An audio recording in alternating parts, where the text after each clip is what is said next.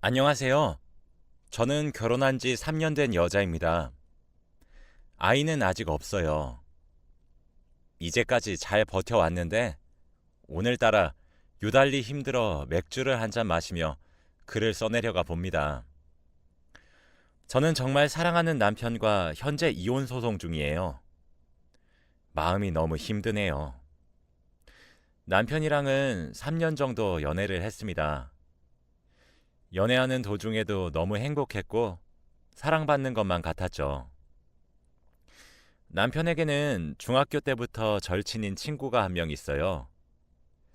연애했을 시기가 똑같아서 커플끼리 자주 만나서 데이트도 하고 여행도 함께 했지요. 제가 남편과 연애한 지 2년이 넘어가던 때에 그 친구는 그때 사귀고 계셨던 여성분과 결혼을 하셨습니다. 저도 알고 지낸 지 꽤 오래된 사이라고 생각해서 진심으로 축하해 드렸어요. 그리고 그 당시에 남편과 결혼 얘기가 오고 갔어서 부케도 제가 받았죠. 곧이어 1년 뒤 저희 부부가 결혼을 했습니다. 저희가 미혼이었을 때도 남편의 친구 부부네 집에 놀러도 종종 갔고 여행도 같이 다녔어요. 저희가 결혼하고 나서도 한 달에 한 번씩은 넷이서 만나서 술도 한 잔 먹고 그러며 지냈죠. 남편 친구 부부네는 신혼 살림을 빌라에서 시작했고 저흰 아파트에서 시작했습니다. 그렇게 제가 결혼한 지 2년이 되는 해까지 저와 남편은 깨가 쏟아지는 신혼을 보냈었죠. 시간이 흘러 제가 결혼한 지 3년이 되는 해에 친구 부부가 저희와 같은 아파트 단지로 이사를 오게 되었습니다. 정말 반가웠죠. 원래도 자주 연락하고 한 달에 한 번은 꼭 얼굴을 보던 사이였지만 같은 동네로 와서 더욱 가깝고 친밀하게 지냈습니다. 친구 부부랑 3일에 한 번씩은 같이 저녁도 먹었어요. 저희 집으로 초대하기도 했고 저희가 가기도 했고 밖에서 외식도 했죠. 친구 부부네 집은 저희와 같은 평수라 그런지 구조가 똑같았어요. 서로 각자 집을 오가며 더 친해졌습니다. 남편 친구의 와이프 되는 분은 저보다 4살이 많았어요. 저는 언니 거리며 같이 장도 보고 뭐 하나 살 때도 같이 공동 구매하고 취미 생활도 같이 하며 엄청 돈독하게 지냈었죠. 남편은 종종 자기가 좋냐, 언니가 좋냐 물어보기도 했고 자기가 보기엔 제가 언니를 더 많이 좋아하고 있는 것이 분명하다면서 말했어요. 사실 지금 생각하면 그런 말들도 저를 속이고 안심을 시킨 뒤 세뇌시키려고 연기했단 생각을 하니까 정말 소름이 끼치네요. 저희는 101동에 살았습니다.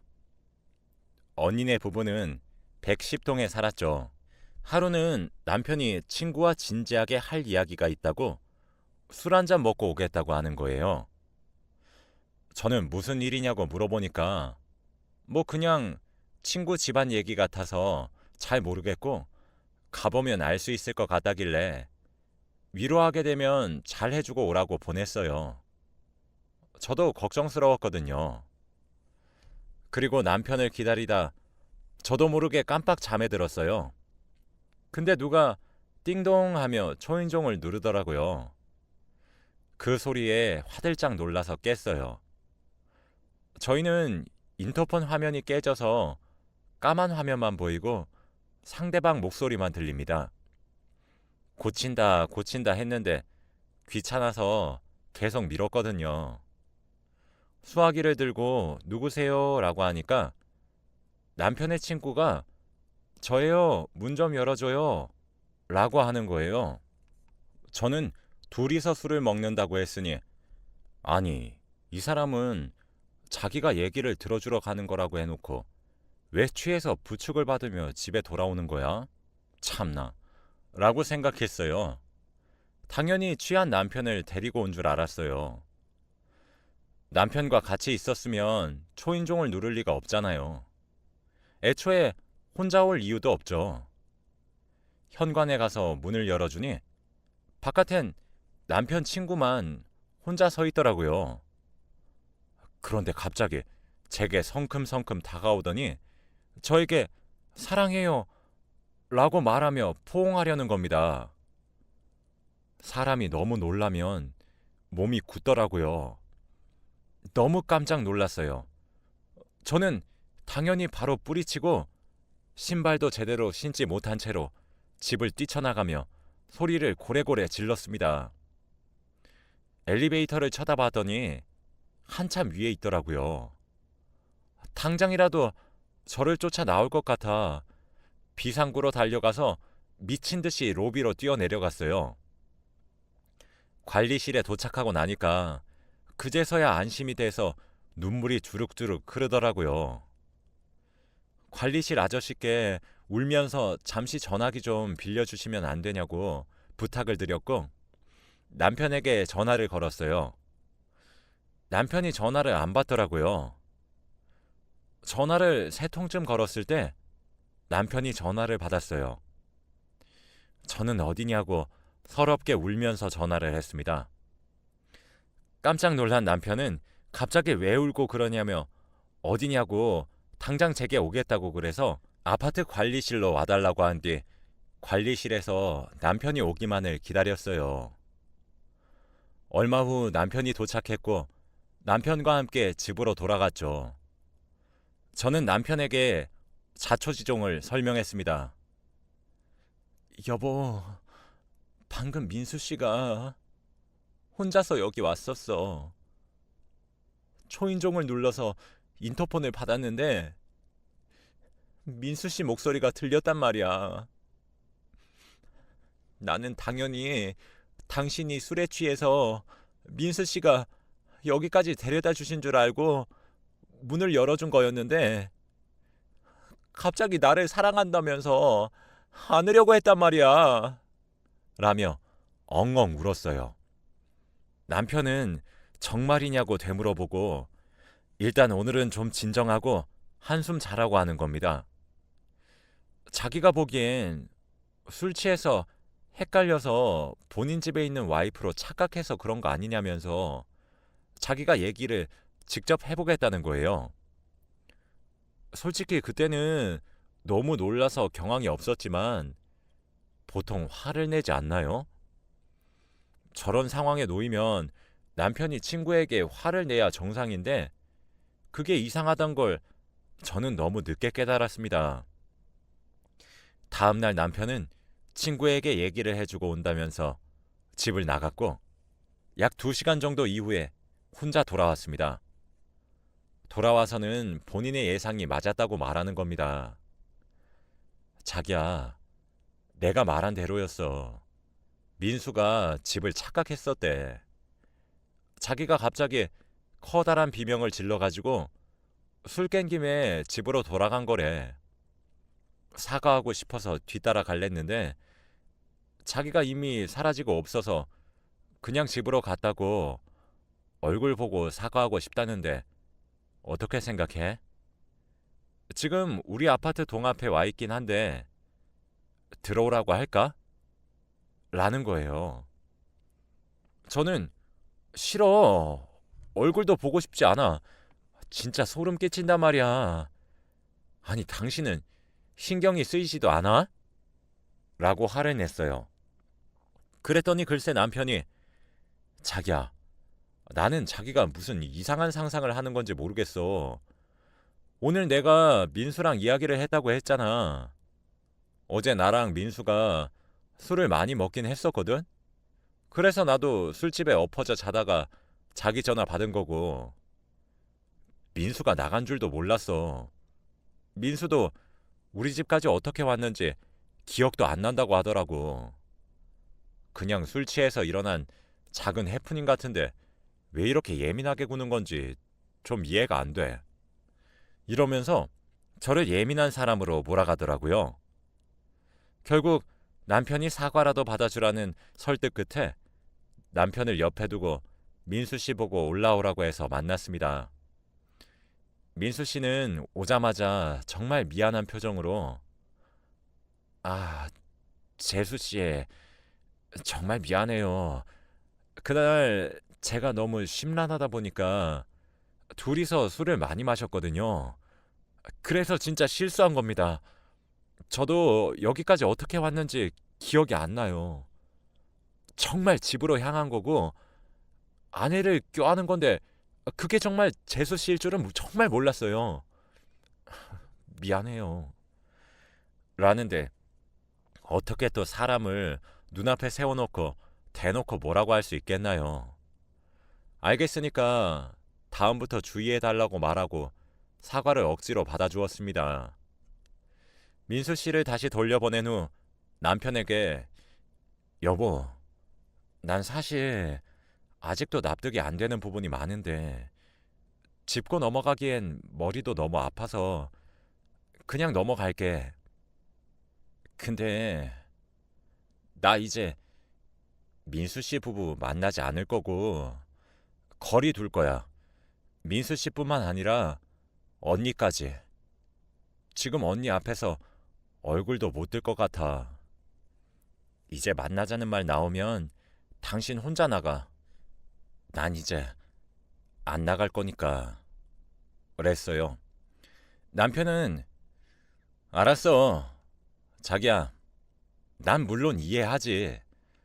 자기도 어제 많이 놀랐을 거잖아.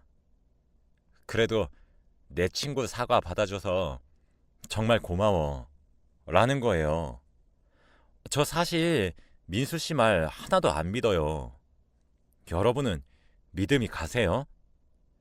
일단 민수 씨는 언니랑 절대 존댓말을 안 씁니다. 제가 그 부부를 안 지 얼마나 오래되었는데요. 저희 넷은 부부끼리 말고는 서로에게만 존댓말해요. 남편과 친구만 빼고요. 언니랑 민수 씨만 제게 존댓말을 했어요. 그리고 본인 집인 줄 착각했다고 말한 것도 솔직히 믿기세요? 만약에 자기 집이라면 초인종을 띵동하면서 누를 게 아니라 현관문 비밀번호를 눌렀어야죠.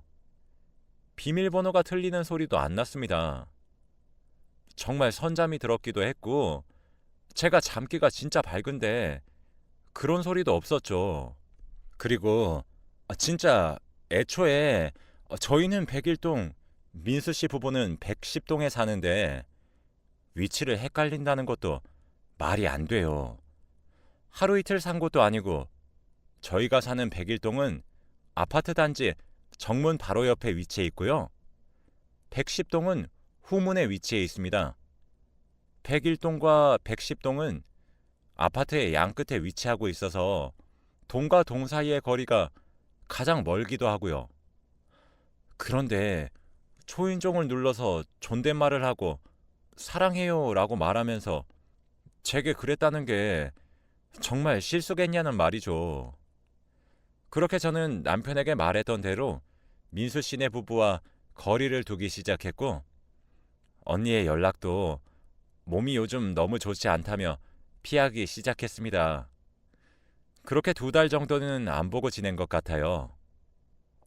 3달째를 접어들자 하루는 남편이 민수 씨랑 단 둘이서 술을 한 잔 먹고 오더니 옆에서 슬쩍슬쩍 운을 띄우는 겁니다. 옛날처럼 부부끼리 뭉쳐서 여행 가고 싶다. 아, 엊그제 민수네 집에 가서 밥 먹고 왔는데 이번엔 우리 집에 초대하면 안 되겠지? 뭐 이런 식으로요. 애교도 부리면서 항상 넷이서 놀다가 자기 혼자만 부부 사이에 끼어 있으니까 너무 뻘쭘하고 좀 그렇다면서 이번 기회에 서로 응어리진 것들도 다 털고 예전처럼 지내면 안 되겠냐고 묻더라고요. 솔직히 저도 그 말엔 동의가 되긴 했어요. 햇스로만 안 지 몇 년이나 된 사이고 또 민수 씨랑 언니가 제 이야기를 정말 잘 들어주기도 하고 잘 맞고 정말 친한 사이였으니까요. 그래서 알겠다고 말을 하고 주말에 여행 갈 수 있냐고 물어보라고 했습니다. 이번 기회에 다시 처음처럼 돌아가도 괜찮을 것 같으니까 어디 갈지 정해오라고 했죠. 남편은 정말 기뻐했고 그렇게 주말에 넷이서 가평으로 놀러 가게 되었습니다. 처음엔 그 부부를 만나서 얘기하고 이러는 게 좀 많이 어색했고 힘들었는데 언니랑 민수 씨가 알아서 대화를 이끌어 나가고 가평에서 서로 사진도 찍어주고 함께 밥도 먹고 이러면서 서서히 그런 어색한 기류들이 풀리더라고요. 그렇게 저녁이 돌아왔습니다. 저희들이 잡았던 숙소는 독채로 쓸 수 있는 펜션이었어요. 거실도 있고 따로 방이 여러 개 있어서 한 집이지만 따로 잘 수 있는 그런 곳이었죠. 근데 그때 또 민수 씨가 제게 슬쩍 다가오는 겁니다. 그것도 와이프 앞에서요. 저희가 TV로 가수 무대를 보고 있었어요. 근데 떼창을 할 수 있는 그런 노래였지요. 다 같이 향수를 불러일으키는 노래라 흥얼거렸는데 민수 씨가 소파에 앉아 있는 저와 남편 사이에 앉더니 어깨 동무를 두르고 양옆으로 왔다 갔다 하면서 흥얼거리는 거예요. 처음엔 착각인 줄 알았어요. 아무래도 저번 일이 있었으니까 내가 좀 예민한 걸 수도 있겠다 싶었죠. 그래서 아무런 말도 못하고 슬쩍 몸을 비틀며 빠져나왔습니다.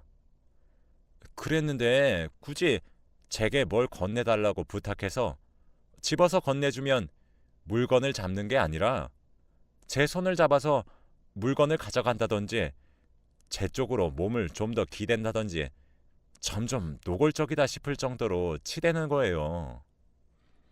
남편에게 도와달라고 하려고 했는데 술 먹고 노는데 정신이 팔려가지고 제 쪽으로 눈길도 안 주더라고요. 그 와중에 민수 씨가 자기 자리에서 일어나 화장실을 간다며 거실을 빠져나갔습니다. 그때 제가 언니랑 눈이 마주쳤거든요. 와, 근데 언니가 아무런 말도 안 하고 그냥 싱긋 웃기만 하는 겁니다. 오히려 제가 눈을 피하게 되고 저는 아무런 양심이 찔릴 만한 행동을 하나도 하지 않았는데 나만 예민하고 이상한 상상이나 하는 사람이 되어가고 있었죠. 민수 씨 옆자리에서 자리를 옮겨도 어느 정도 시간이 지나면 민수 씨가 옆자리로 또 찾아오고 갈수록 점점 불쾌해졌어요. 그래서 민수 씨가 화장실을 간 틈을 이용해서 너무 과음한 것 같아서 먼저 일어나겠다며 방으로 들어와서 누웠습니다. 남편에게 다음날 제대로 말을 해야겠다고 다짐하면서요. 그렇게 잠들었는데 맥주를 너무 많이 마셨는지 화장실이 가고 싶은 거예요. 옆자리를 보니 아직 남편은 방으로 돌아온 것 같지도 않고 휴대폰을 들어서 보니까 방으로 들어온 지 1시간 반 정도 지나 있었어요. 방문을 살짝 열어서 밖을 내다보니 아직도 술을 마시고 있는 겁니다. TV는 끄고 그들끼리 얘기를 나누면서요. 저는 에휴 한숨을 쉬고 방을 나가 화장실로 가려고 했는데 들리는 대화 소리가 심상치 않더라고요. 언니가 아, 우리 진짜 언제 하냐? 이러는 겁니다. 항상 나긋나긋하게 대화하는 언니였는데 저렇게 편하게 말하는 걸 처음 봐서 응? 뭐지? 싶어 나가는 걸 그만두고 귀를 쫑긋 세웠어요. 저희 남편 이름이 형석이거든요. 민수 씨는 야 형석아 아직도 설득 못했어? 야 진짜 우리 너 때문에 아파트로 무리해서 이사 온 거잖아. 진짜 아니 대체 언제까지 기다려줘야 하는 건데 애초에 얘기했던 거랑 다르잖아. 곧 수락할 것 같다며. 근데 철옹성같이 꽁꽁 싸매고 있는데 오늘 떼긴 했어? 아니 진짜 너무 비싸게 굴잖아. 이러는 거예요. 저는 직감적으로 제 얘기라는 것을 알았습니다. 휴대폰을 꺼내 녹음을 하기 시작했죠. 제 남편은 아니 그러게 왜 저렇게 비싸게 구는 거지? 네가 좀 더 열심히 꼬리 쳐봐. 네가 매력 없어서 안 넘어오는 거 아니냐?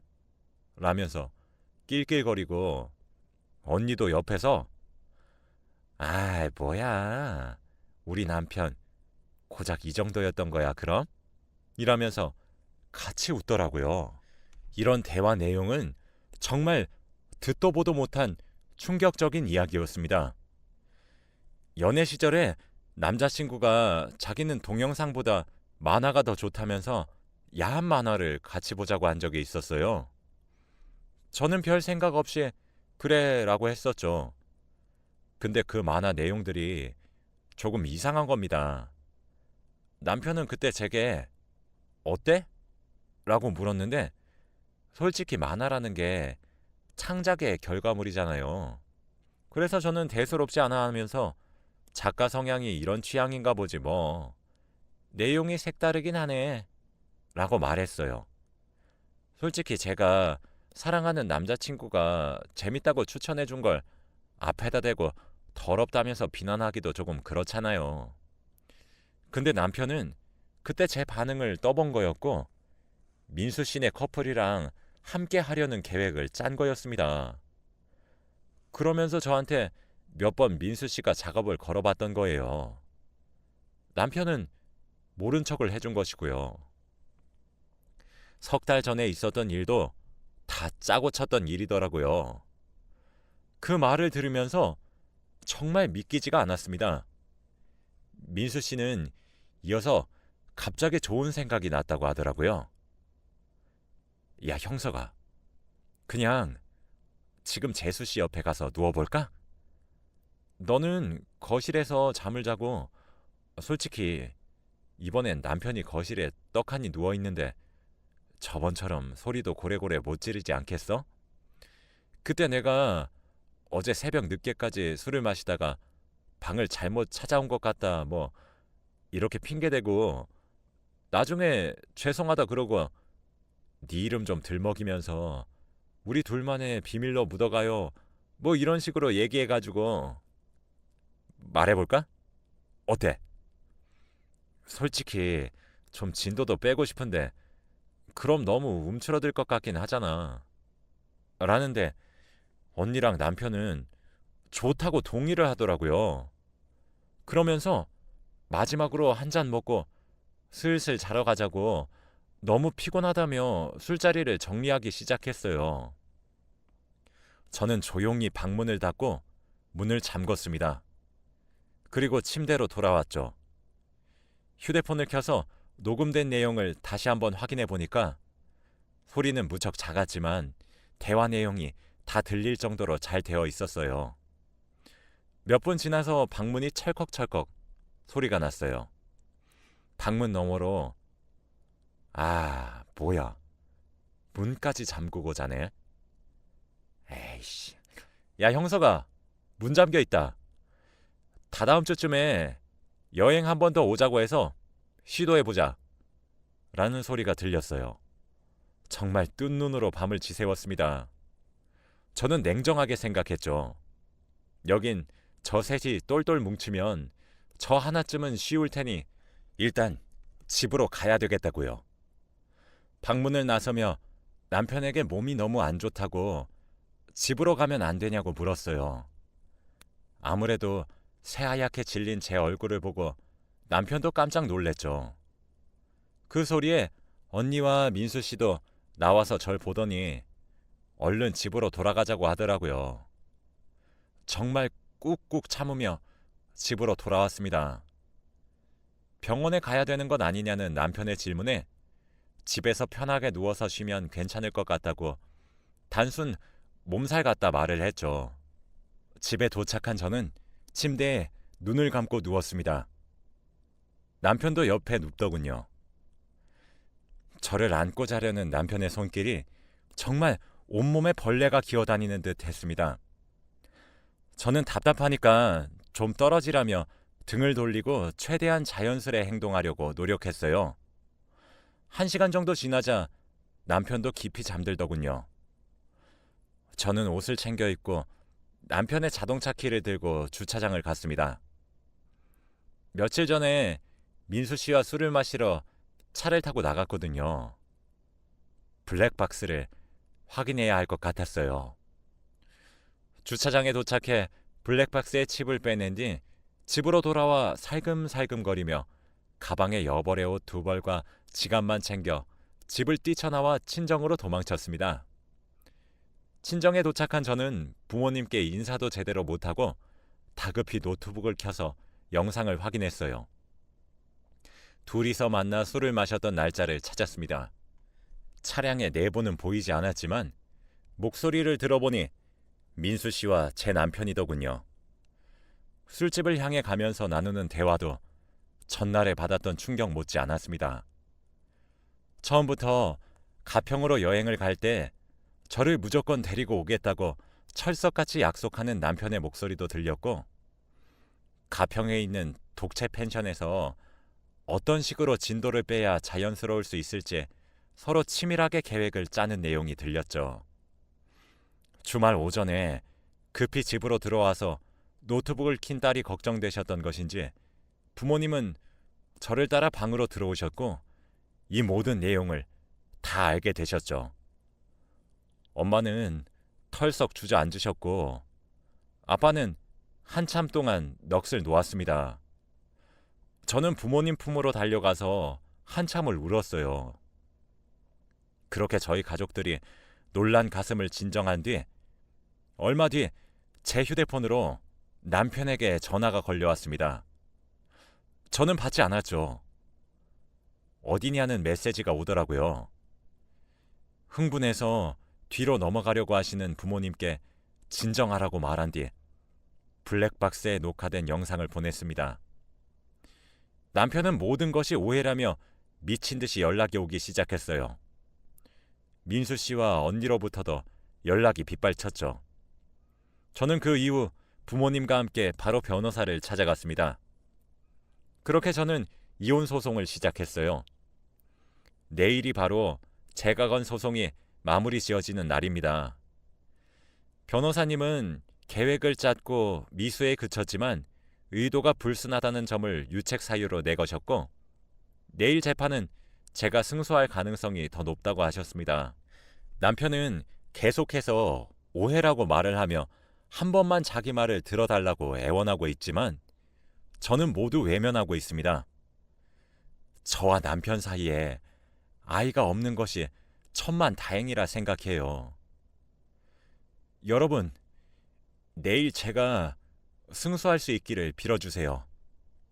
저는 이혼을 하고 난 뒤에 조금의 혼자만의 시간을 가지고 다시 씩씩하게 지내보려고 해요. 제 이야기를 들어주셔서 감사합니다.